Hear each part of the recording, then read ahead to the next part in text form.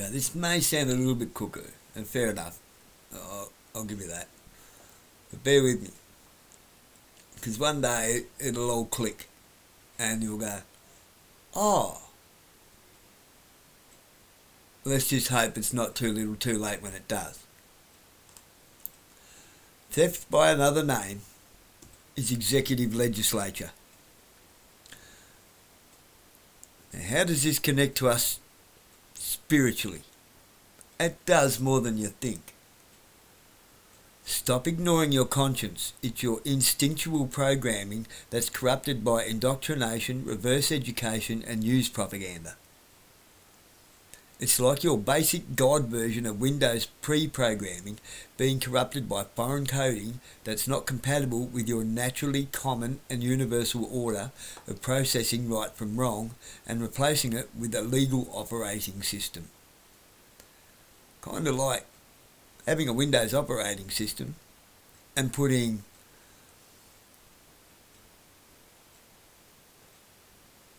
who am I looking for?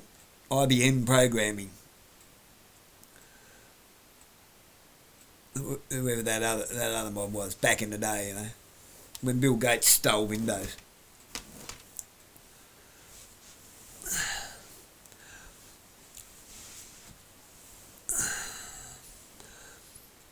I'll go back and I'll start that sentence again just so this makes sense to you.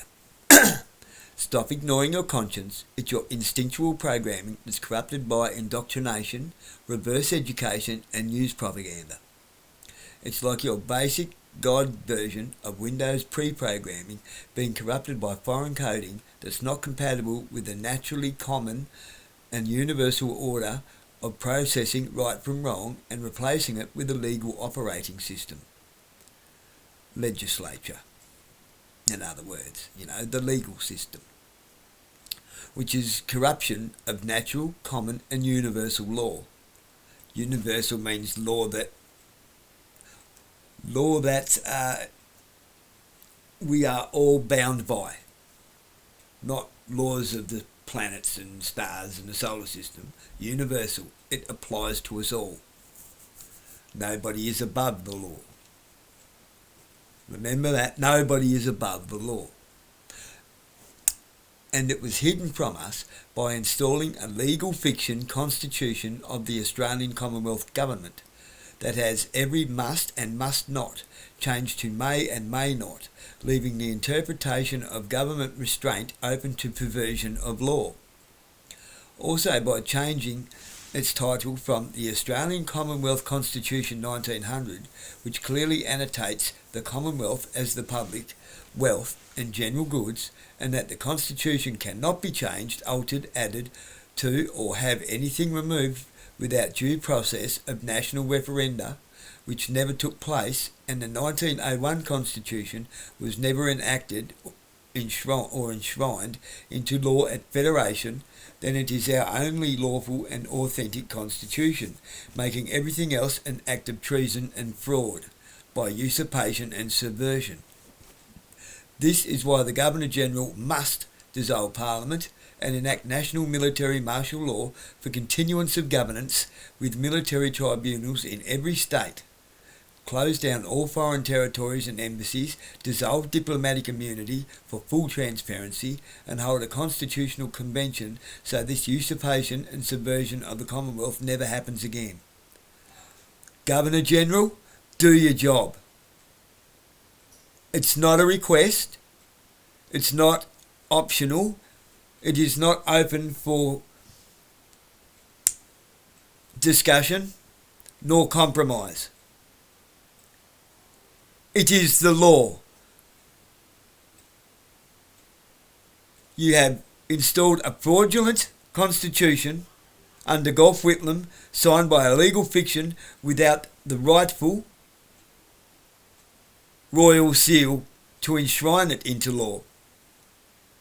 It has the wrong crown in it, for a start, and we was never asked by referendum, which our 1900, our only enshrined into law constitution states, we must have a referendum to alter, change, add to, remove or install a new constitution. Our 1900 constitution is our only lawful constitution. Like it or not, it took me a while to get my head around it, and I've got my head around it.